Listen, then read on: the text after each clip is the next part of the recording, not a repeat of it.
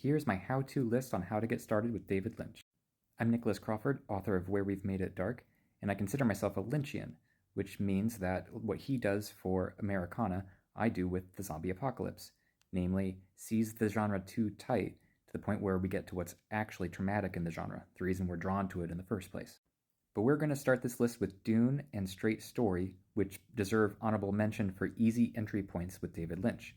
They don't ask much on the viewer, and they are entertaining good movies on their own, including Lynch's Dune, which, despite its bad reputation, is worth thinking about.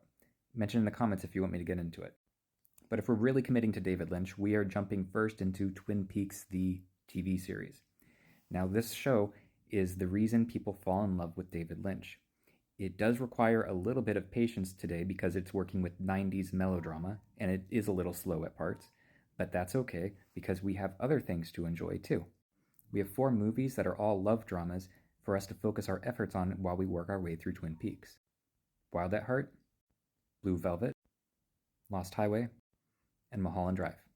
Now, there are 2 ways we can go about this.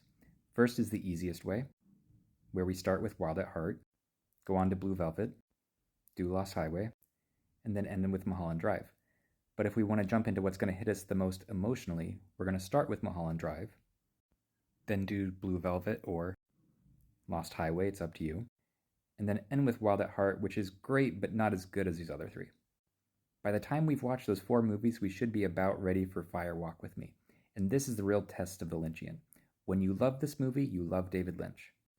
And it's with this foothold that we're going to go back to Lynch's first film, which made him famous in the first place, and go to the very artsy and bizarre and amazing Eraserhead. And it's with Eraserhead in mind that we're going to jump into what I consider David Lynch's best work, Twin Peaks: The Return, which basically merges Twin Peaks with Eraserhead.